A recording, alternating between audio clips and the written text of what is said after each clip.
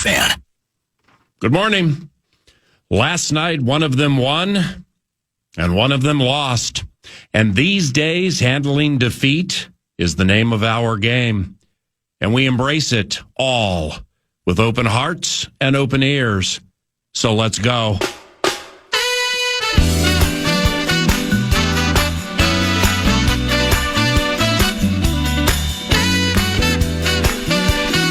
Welcome back to the show. 9 to noon.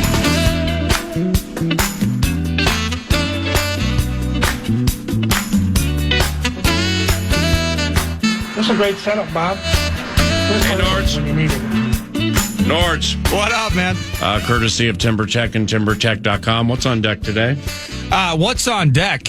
Full house, full set list. So right around the corner, we're going to catch up. Minnesota Wild winning in OT and getting 2 points last night against the Canadiens. We're going to have Alex Stalock joining us next segment. And then at 9:40, another beautiful affair as we get set here 9 to noon. 9:40, we're going to have not new. He's been with the team for years, like 8 or 9 years now. Jeremy Zoll, Twins general manager. We're going to catch up with him in terms of just a couple of weeks moving into spring training. And after that, Super Bowl stories. We got Norv Turner, two-time Super Bowl champion with the Dallas Cowboys, former offensive coordinator for the Minnesota Vikings, and also three-time Super Bowl champion Mike Holmgren joins 9 to noon today. That'll be about 10:30. And Wobble Wobble, Lavelli Neal III. He will amplify the radio presentation as a columnist for the Star Tribune. That'll take place at 11 o'clock. And in the studios, good morning. Joining us now is Minnesota Timberwolves head coach Chris Finch, courtesy of Second Harvest Heartland, twoharvest.org, and Prize Picks. Chris, hey there, and sorry about last night. But first, I went to one of your favorite towns, New Orleans, by myself last week to walk around in anonymity, lament, and overeat. Do you love shrimp and grits as much as I do? I do love shrimp and grits, but you can only eat it every so often. I ate it twice a day. Sounds like you ate it every day. Red beans and rice and smoked sausage, some etouffee. Learned how to break off some crawfish. Head down. Watched your game. Watched your super impressive performance against Oklahoma City from down New Orleans way. And here we are. How are things with you? Pretty good. Obviously still recovering from last night's tail kicking, but yeah, overall, kind of like where the team has been at in the last week or so. Hey, Coach, when with last night and the loss to Memphis, when you say, quote, we started gambling and losing our minds and chasing things that weren't there, do you mind if I ask what that means? Yeah, for sure. It's basically a couple things there. One is, I wouldn't say gambling in the sense that, we just were trying to recklessly steal every ball or something like that. We just, we started losing our discipline, particularly in our pick and roll coverages, try to make things up on the fly, which, in the effort to just kind of make something happen. Sometimes, players will do this, but it's, their teammates have to have, they got to know what you're doing. So, so we lost it. And then I thought, there were a couple points in the game where, they were taking it to us. They were, beating us one-on-one. They were beating us on the glass. And, and didn't really like how we reacted to that. We kind of, we got into a personal battle maybe. And instead of playing team basketball, we got a little petulant at times, which, we lost our focus. And then, I thought then, we just kind of, like I said, just started chasing things that weren't there. Like we were in the game down 6, down 7, down 8. That's nothing in the league. And, it felt like we were down 20. And we were playing like that. We were playing with this mindset that we were down bigger than we actually were. So. And the first half, I mean, there was so much shoulder shrugging by you and the staff, and I'm watching it from afar. What I mean is that there were so many open shots that generally you guys hit, specifically from three, even kind of close. I mean, I just couldn't believe the shots that your guys were missing in the first half. I mean, kind of just one of those nights, right? Yeah, I mean, that happens too. We have been the hottest three-point shooting team in the league over the past month. Right. And we've done a really good job of generating those looks. And sometimes you have those nights where it just doesn't go in and you need them to go in, particularly when you're struggling to get stops. So,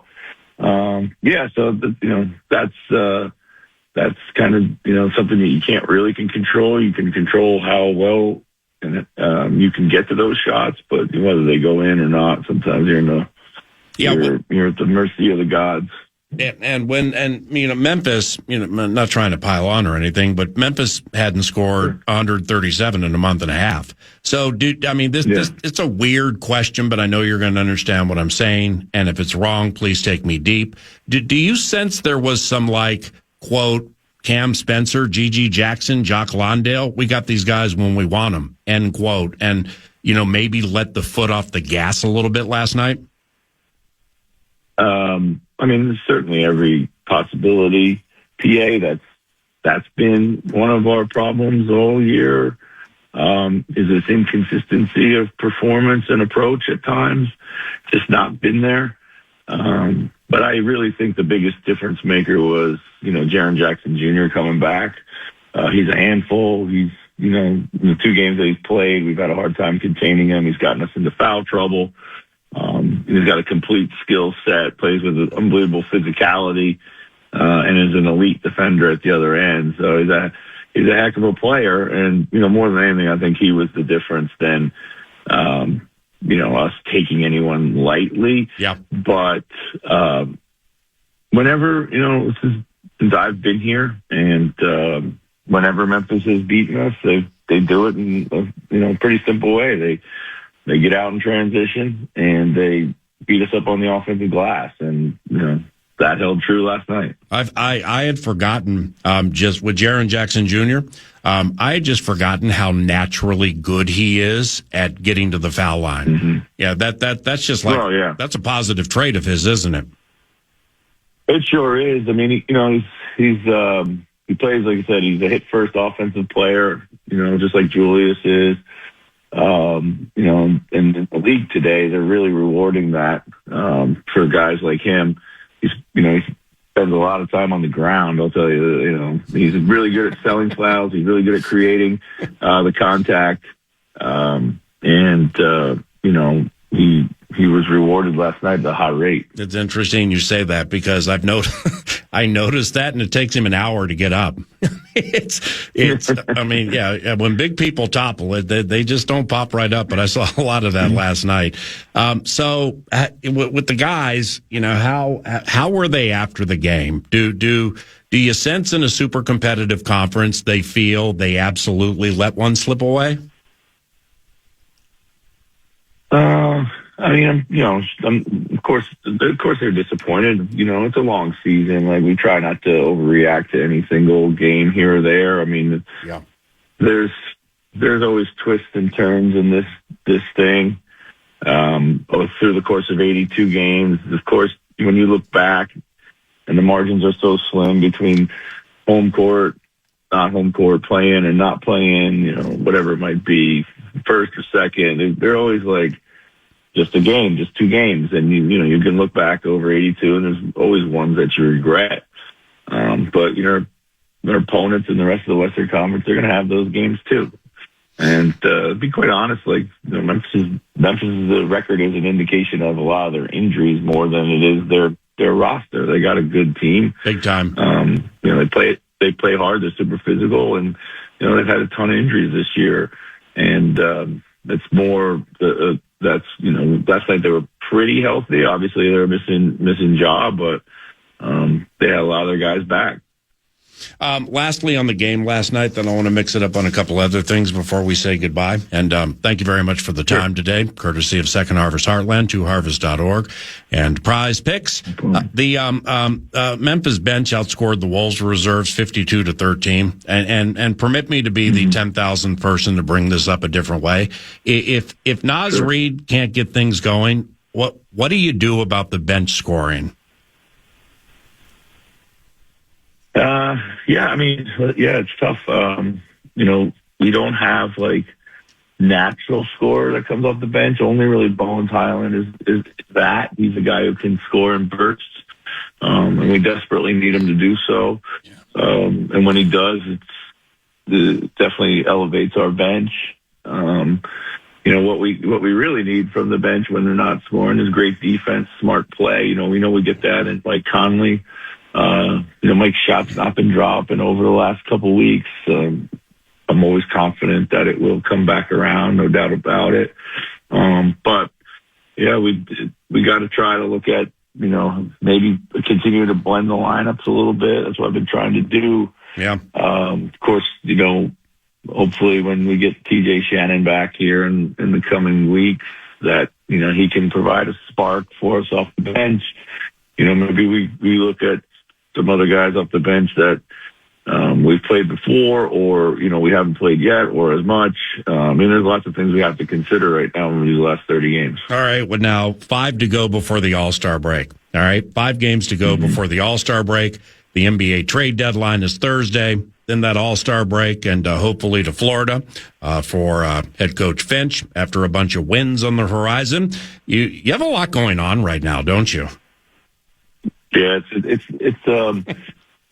we talked about this around the holidays, how it's a kind of a funky part of the schedule, but nothing's more funky than this time of year. You have really 3 dynamics, I think, that affects players' kind of approach. Certainly you got the trade deadline that's looming over everybody. It doesn't matter, almost nothing. I think it's rampant throughout the league. Everybody feels that they might be traded. It's our league thrives on gossip. It thrives on the fantasy basketball mindset of what might happen when you re-engineer teams on the fly, But at the end of the day, those things out there, 99% of them don't come to fruition, but 100% of them impact the player's mindset. The business that they signed up for, they understand it, they know it, but it doesn't make it any less concerning or, impactful for them. That's one. 2, you have the All-Star game itself. You'll have players like Julius or Rudy, who we felt are having all-star level seasons, who, we're hopeful that they would make it, deserving of it.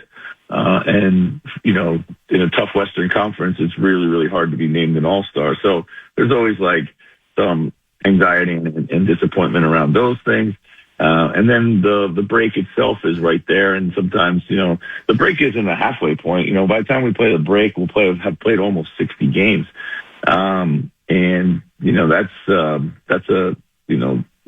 Players are looking forward to that.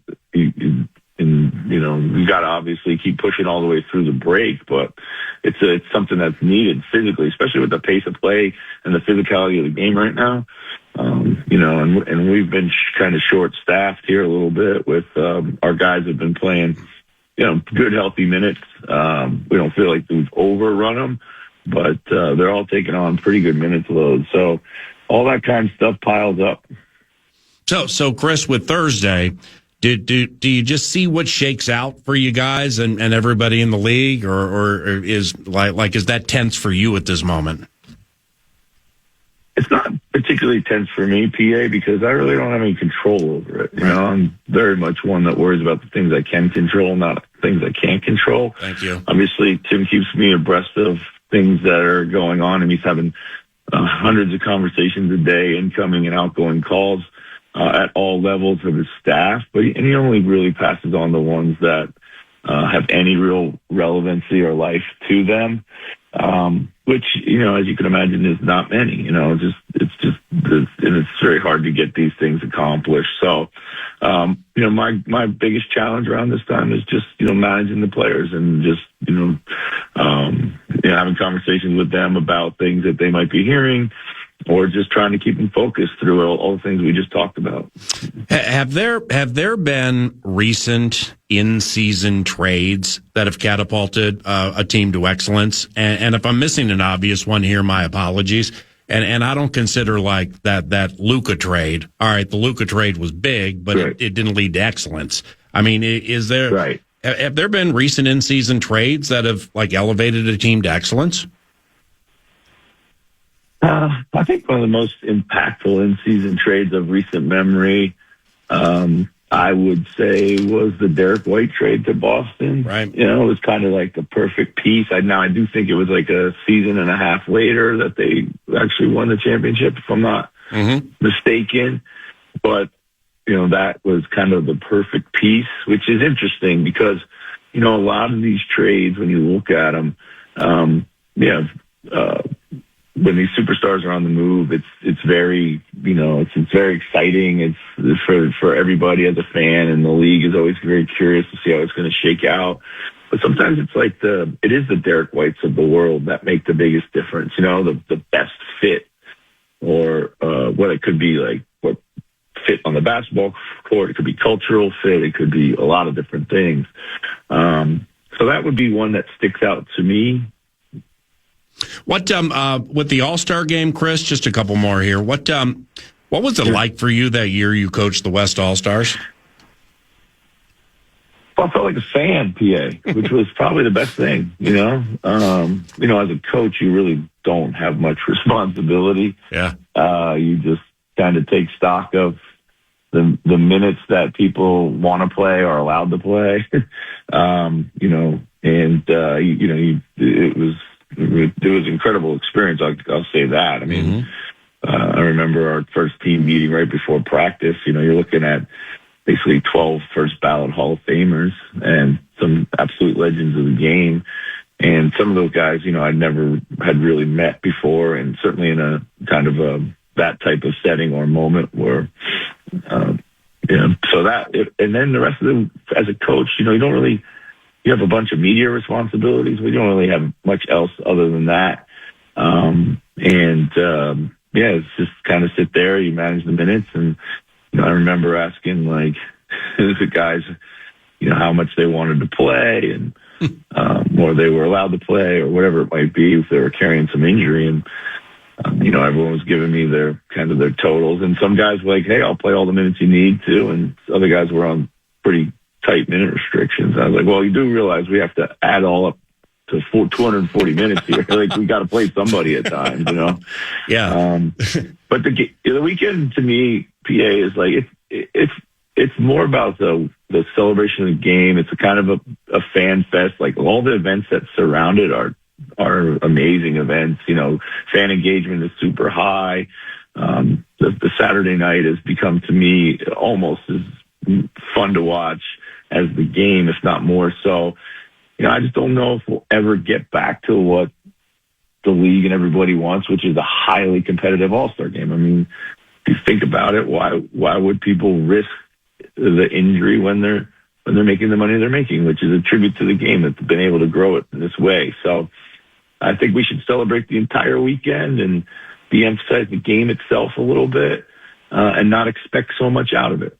Let me close asking a question about Shai Gilgeous-Alexander. SGA, MVP candidate, the minute the schedule comes out. All right, everybody knows that. How much of a different game has he had to play this year with Williams in and out? Because Shai like never has big assist games anymore. Yeah, I think. Early on in the season, I saw him play a lot more early on. You know, now I see him when we're about to play him. I watch all the preparation and stuff like that. But early on in the season, I was more dialed into them. I thought early in the season he was playing at a high level. He had reached that kind of like Zen moment in his career where, you know, everything was coming easy to him and he was continually making the right decision and his teammates were feasting and he wasn't like going and searching anything and it was all coming to him in the flow, and yet he'd still end up with incredible numbers. And and oftentimes just let everybody else get involved and be involved, and then he would start doing his thing. I think that he hasn't had his running mate Jalen Williams for large parts of the season, and I think over the course of 50 games, that certainly takes its toll. You know, because there are times out there you just need somebody else to create. They lean on him a lot, as you would expect, and as they should, to create advantages, and that starts a chain reaction of passing. And that's why his assists aren't high. It's a little bit like Anthony. Anthony's not a high assist guy. We're at our best when he does have high assists. That means two things. One, obviously, he's hitting the open guy, and that guy's number two making shots. But a lot of times, the way these defenses are built, they're built to stop Shea. They're built to stop Anthony, and that leads to pass combinations. And so if this was hockey, they would still be registering assists, but it's not. And I think their impact on the offense is still the same. Defenses are, selling out to stop them, selling out to stop the next pass, and so they're not being rewarded with the assist totals that they probably deserve. All right, my man, you're the very best. Put a body on Scotty Barnes. Take advantage of no Jakob Poeltl, and get the money tomorrow night, and we'll talk soon, all right? Okay, appreciate it, PA. Thanks. Yep, see you, bud. Chris Finch, coach of the Minnesota Timberwolves, courtesy of Second Harvest Heartland, 2harvest.org, and Prize Picks. Wild with a thrilling overtime victory last night. Wolves missed the mark and lost to the Memphis Grizzlies in a back-to-back with a day between two consecutive games against the Grizz in Memphis. 5 before the All-Star break, and best of luck to our favorite Hal. Thank you very much for listening to 9 to Noon today. Once again, part of the TimberTech What's on Deck set list includes a celebration of the Minnesota Wild victory last night and more with former Wild goaltender and long-standing card-carrying member of the Love Covenant, Alex Stalock. That's around the corner. Super Bowl stories begin at 10 o'clock, and much more is on the horizon. It's Paul Allen. Here's Norda with the cash thing. Yeah, the fan wants to give you a chance to win some bonus bucks with the National Cash Contest. Go to KFAN.com, enter the keyword happy. You'd be very happy if you won some bonus bucks with the keyword happy at KFAN.com. Joining us now, old school, best school, Alex Stalock, former NHL goalie, including with the Minnesota Wild.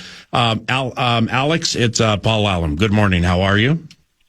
Good morning, Paulie. How are you? It's good to start the morning off with a little Budsy call. He was terrific last night. I paused on the call. Yeah, Budsy was good. It was verbal golden tea with a bunch of holes in one, as some of those big spot calls went. Ryan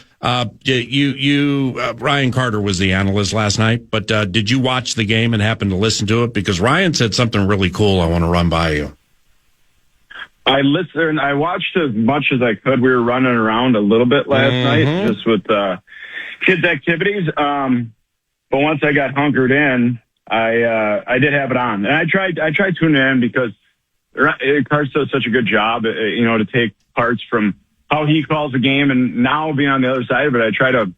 It's funny, you watch the game, but you try to listen to what the analysts and the play-by-play and in between the box and just what they're saying throughout a game, and he does a great job. Yeah, it's here's what he said that I thought was really cool.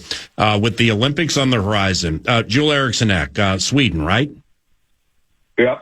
I heard the interview with Billy Guerin. Was it during the interview with Billy Guerin? Yes, when he was like, it was second period, when he was like Faber and Eriksson-Ek in the crease trying to establish superiority in front of the goalie, just super physical and everything. I mean, that got me kind of excited for that. Like Faber USA, Eriksson-Ek, Sweden. I mean, you got some unique battles coming up, don't we? Yeah, it'll be a ton of fun to watch. And I mean, Wild fans know how Eriksson-Ek plays every single night. And even in practicing with him, the way he competes in practice, he scores a goal. He lets you know as a goalie, and he's just such a competitive kid. He still probably wins every preseason test, whether it's a bike test or strength test, and he's just a true competitor. And early on, I know Wild fans, they always wanted more, scoring and this and that. Did we get who we want? And compared to Brock Besser, but I think Wild fans are happy who Eriksson-Ek's turned into as a player and as a leader for this group on a nightly basis. What he does, and yeah, you talk about the superstars night in and night out, of the Quinn Hughes and the Boldies and the Fabers and those guys, but you forget about the players like Eck, what he does on a nightly basis. Well, you know 100 times more about Quinn Hughes and where he's been, where he is, and where he's going than I do. I've said this recently where, like, I'm not up late with the center ice package watching the Vancouver Canucks. I'm just not. So I knew who Quinn Hughes was, and I knew he was well respected. Now that I've watched him as much as I have, holy cow. I mean, his twitchy shoulder shake, stop and go thing. I know. It's unbelievable, isn't it? I know. I've heard comparisons like he looks like a point guard in basketball, but now I'm coaching squirt hockey, and he's literally like you never think there's like a cheat code at the NHL level, like maybe a Connor McDavid, but he's almost like a cheat code at the squirt level. Like you have a kid that can skate by everybody, right? And, yeah. Blow down the outside and score at will when he wants. And there's feels like there's almost one on every team, especially, in the Edinas, the Minnetonkas, that side of town. They have some of these kids that just can go, and you're like, holy cow, what has he been doing the first years of his life, Right. But it's like, when he was at this level, it's unbelievable. His skating ability, his edge work, his shiftiness, like Allen Iverson, almost like a point guard. The way he disperses the puck and he breaks ankles on the ice, it's so fun to watch. And you give his partner Brock Faber a ton of credit. He stabilizes his ability to do that and take his risks and take his runs. And I think he's only getting more comfortable having him as a partner. And they're going to go to the Olympics, and chemistry is only going to grow. And then the exciting part for the Wild season is going to be the push to the playoffs.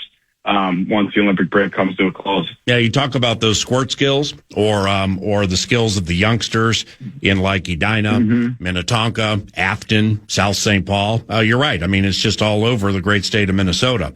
It's unfortunate. Not really, but like Montreal's Eastern Conference, we're Western Conference. The Wild Montreal, man, those two games that they had this year, Cole Caulfield with the snipe with like 13 seconds to go, then that thing last night, which was back and forth, and it was fast and it was high energy, and then Kirill wins it in overtime. Those teams, when they play each other, that's high-end hockey, isn't it? Well, it's interesting. You watch a game of it, it's the third period, and the shots are 14-13, and you're thinking like, it wasn't that boring of a game. No. The game's it's different now. Any chance, these kids come up with so much skill. They have skills coaches, they have skating coaches, and they come up ready now. At 18, 19 years old, they come in, they're some of the best players in the league. They don't waste any shots. They don't come in and shoot from the outside, other than Eric Stanek to beat the goal at Dobish clean on the first shot of the game. But you don't see shots like that happening anymore. There's so much East-West play, and every chance is a grade A. And I was fortunate to have Flower in the booth the last game I did for the Wild, and we were just kind of talking about it off air. And this is a completely different game. How many chances now these guys give up from taking a shot at the net and just getting it to the net, where they want a perfect scoring opportunity every time. And that's why you see some lower shot games, but there's good chances. It's exciting hockey because, I mean, these poor goalies, I'm so glad I'm not playing in this era. They see so many high-end chances on a nightly basis. And Al, I don't have stats on this, but I mean, like, I'm just guessing. When you give up an emotional late period goal, all right, super frustrating. Faber's face coming off the ice after that goal, with like 12 seconds to go or whatever it was in the second period. And then you start the third period, and the other guys score like 7 seconds into it or 10 seconds into it. I mean, I can't imagine a lot of teams come back from that and win. Wild found a way to do it, but when, especially as a goalie, when you give up one late at the end of a period and then say early to begin the next period, that's awful, isn't it?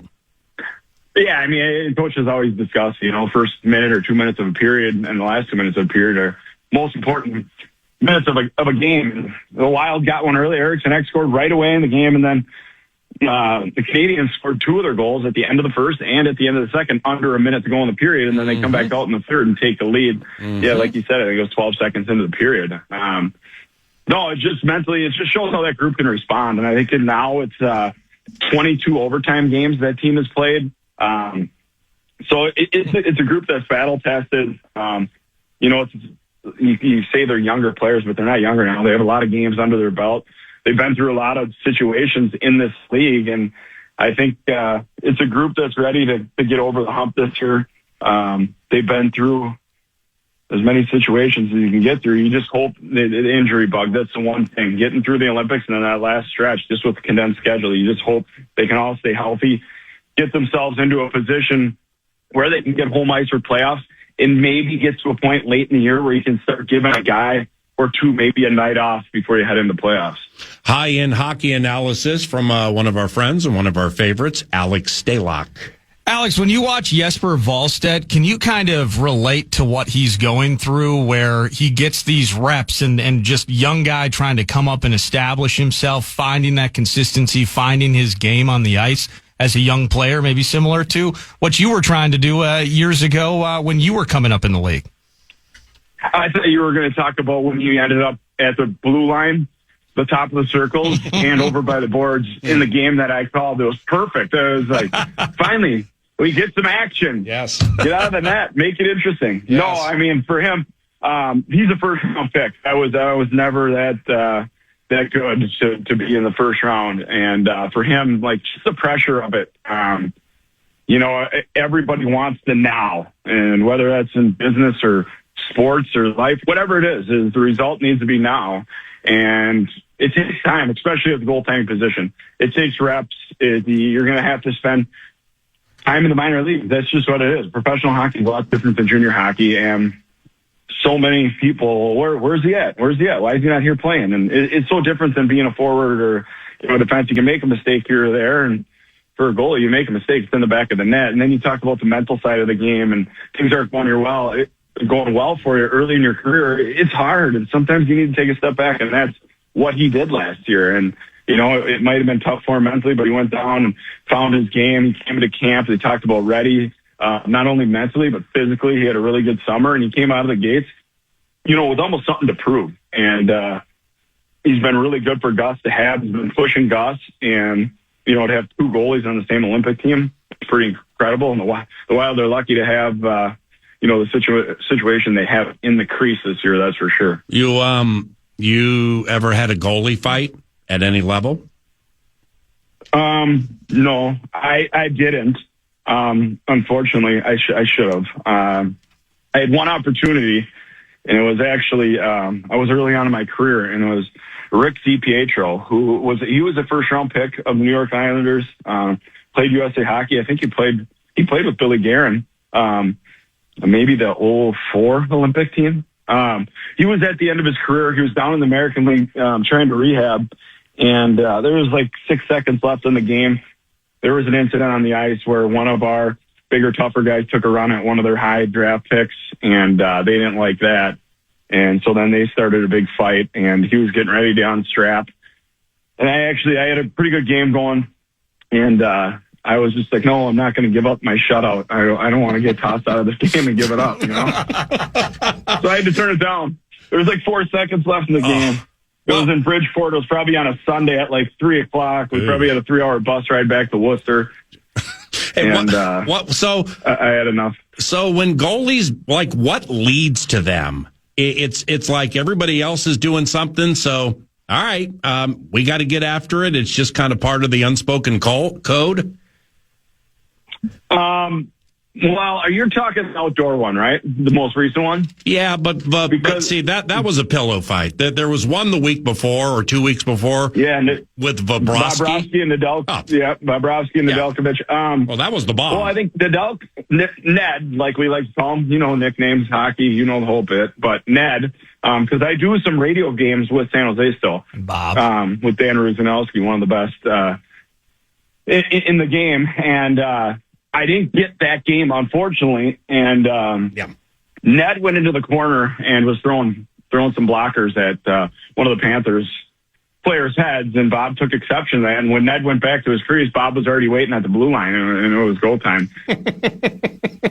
That's okay. The best, right? Yeah, I mean, we're part of the team. We don't want to walk in. We don't want to walk into the locker room not one of the guys. Yeah, I understand. Well, there's no other fight that is more intentional than the goalie fight, though, because emotions can rise. You have pre-puck drop chatter that can take place in the neutral zone. It's like, you want to do this? All right, that's fine. Goalies got to go out of their way. This feels you have to climb a mountain to get across that ice to make it happen. Yeah, no, it's a whole different deal, and you can see the excitement of the players too.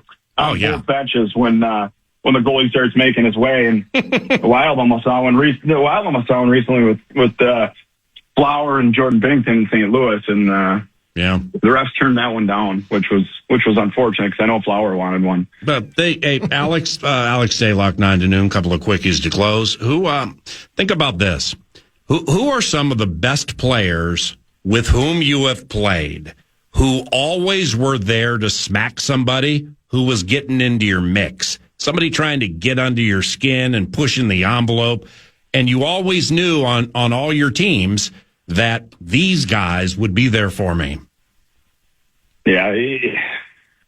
I think of Minnesota, and obviously Foligno, who's still here, does it on a nightly basis, not only for his goalies, but for anybody that finishes a check on some of his skilled players or even himself. He stands up to anyone. He'll fight anyone in the league. There's been, throughout my career, guys and defensemen that are, you got to say thank you a lot of times. If you don't get the opportunity to tap them on the butt on the ice, it's in the locker room. Like, hey, I really appreciate that because I know I couldn't have done that. It's not an easy job. I couldn't imagine. I had a hard time napping, thinking I had to go on the ice and I had to try to stop Connor McDavid or Nathan McKinnon or, some of the skilled guys around the league. I couldn't imagine, trying to take a pregame nap or trying to sleep the day before or drop your kids off at school maybe that night, having them go fight, some of these Olivier in Columbus or Delorier in Philadelphia on a daily basis. It's a tough job, and not that they're fighting every night, but playing physical and it's a whole different element to think about for a professional hockey player. Last one. Who would you rather have and why? Macklin Celebrini or Connor Bedard? Macklin Celebrini. I've had to watch him. I've been lucky enough to watch him. And it's no dig at Connor Bedard. He's a heck of a player. But what Celebrini does already in his career, he plays 200-foot game. He plays defensive hockey. He's physical. He plays on the inside all the time.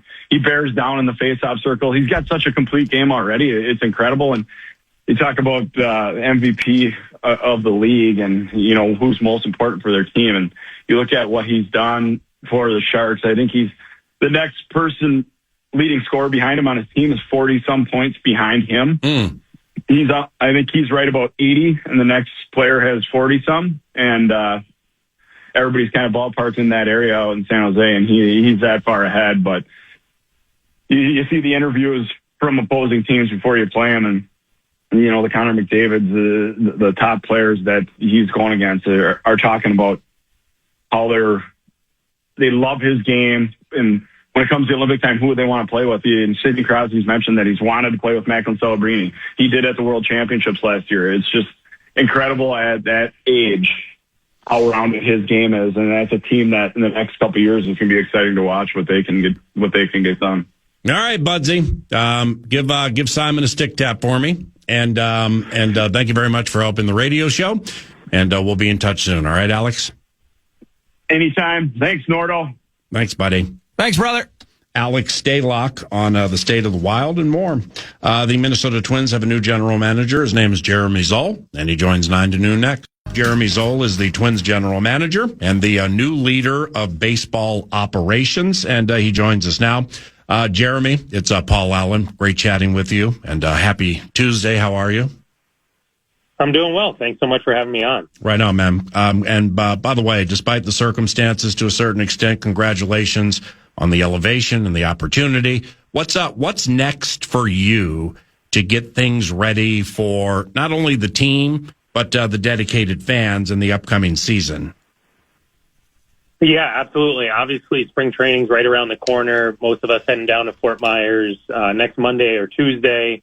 And, pitchers and catchers first workout right around the corner later next week. So we're gearing up, looking forward to having the whole group together. Spring training's, one of my favorite times of the year. We have the opportunity to have all of our staff together, all of our players, major league and minor league. So it'll be a great time to be together and get rolling, and looking forward to continuing to work through some of these final opportunities to keep enhancing the roster, which could bleed into spring training, but ultimately, doing everything we can to keep improving the club here to hit the ground running this season. All right. So with Jeremy, for those who don't know, the general managerial opportunity with the Twins took place late 2024, November, I believe. And now, at least from what I've read, a new leader of baseball operations. Is this something you always wanted to do? Did you always want to be a Major League Baseball general manager or lead a team's baseball operations? And if so, why? Yeah, absolutely. I think, when growing up as a kid, going to a ton of baseball games, and I grew up on the East Coast and went to a ton of Yankees games growing up. So, it was one of those things that really sparked my passion, played through the college level, Division III. And, the more that was kind of the coming up of the Moneyball era. The school I went to has a handful of different alums that work in front offices, and kind of all the different pieces came together. This would be something that could be really special to get to be a part of in really any capacity, and, work to figure out what it would take to get my foot in the door and learn and grow. And back when I was trying to do all that, really didn't have as good of a handle as I thought I did on what leading the whole entire baseball operation entailed. But along the way, as I've worked in different organizations and different roles, the idea of being able to lead a whole group has been really intriguing to me, and something I'm really excited about on this opportunity. How close, where you grew up, Jeremy, how close is Ridgewood, New Jersey to New York City proper? Yeah, it's about 16, 17 miles, but depending on the traffic on the George Washington Bridge, could take 30 minutes or could take over an hour. So all depends on that pesky traffic. Well, the reason for the question is you mentioned, went to a lot of Yankees games. All right. Well, why the Yankees, not the Mets?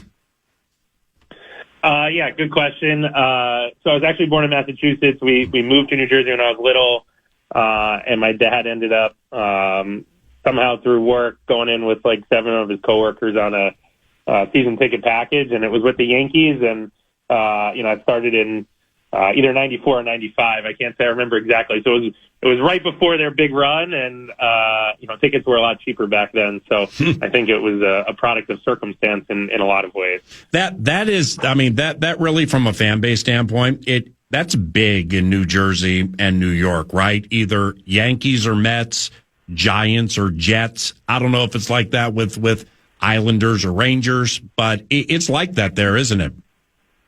Yeah, for sure. And that's kind of the northern side of New Jersey, south side. Then you get into Phillies, Eagles territory. So a lot of passion on the East Coast, regardless. So fun debates and rivalries to be a part of, for sure. Jeremy, in what ways did Derek Falvey or Thad Levine shape you for this opportunity? Oh yeah, in so many ways, so grateful for their leadership and mentorship along the way, and even in previous roles, the other leaders I got to work under, feel like I've just been a really fortunate product of so many great mentors, going back to my time with the Angels and Dodgers as well. But Derek and Thad, really like complementary personalities to myself, just really good thought partners, gave me the appreciation for so many different perspectives on how to approach things, how to navigate people issues, how to solve different problems, and knew I could always count on them to get an extra perspective, to think through things further, ensure I was considering all angles, and I think that's really helped me continue to develop my own leadership style. Jeremy Zoll, 9 to noon, as the Twins farm director in 2018 and 19, what does a farm director do that maybe outside of hardcore baseball fans, the casuals, might not know? Yeah, for sure. So that role, you're overseeing the entire minor league operation, and back then we still had multiple short season affiliates. So you're talking about all of AAA, AA, High A, Low A, short season rookie ball, complex rookie ball, and the complex in the Dominican Republic. And you're responsible for overseeing all of that. When I started, with the organization, we had a lot of hiring to do. So really the first few months I was working on hiring a bunch of different coaches and trainers and strength coaches to further beef up our infrastructure. And that was a big thing that Derek and Thad had been working on in their first year. I joined as they were entering year 2. So you're responsible for hiring and then building out, organizational programming, developmental player plans, working in conjunction with the major league staff, managing all the roster moves, on a day-to-day basis, and just trying to make sure we're building the best system we can so that all of our top prospects can develop and reach their potential. And kind of off that, in working with the Dodgers as assistant director of player development that was 10 years ago, but with the Dodgers, other than ridiculously outspending everybody, do the Dodgers have an approach to personnel or do things with their minor league teams that's like different from most of the league, that maybe you can bring here to fortify the future? Yeah, those 2 years with the Dodgers were an unbelievable experience. Andrew Friedman and Farhan Zaidi had just started. I, for whatever reason, also joined in the second year of their regime. A little bit of a funny coincidence in both opportunities, but they were really trying to break the mold and push some boundaries and be as innovative as possible in so many different ways. And player development was a top area there. Working under Gabe Kapler and Clayton McCullough, now the Marlins manager, was our field coordinator. So just got to work closely with so many great people, and we were tasked with just trying to be as innovative and experimental as possible. And that came from technology, that came from experimental programs for our players, whether that was velocity training or bat speed training, all these different things that you just learned a lot through that process, and able to bring a lot of those that thought process and that idea, but also some of the things I learned along the way into the organization to keep building upon. Okay, well, I would imagine just a couple to close here. Jeremy Zoll, general manager for the Twins, but also the new leader of baseball operations. And they all head to Fort Myers in spring training on Monday, so all of that's right in front of us. With the right to change this opinion, it's been a whirlwind week for you, no doubt about that. But with 2 of your better players, is the plan to make the full season with Pablo Lopez or Joe Ryan, or are trades at any time on the table?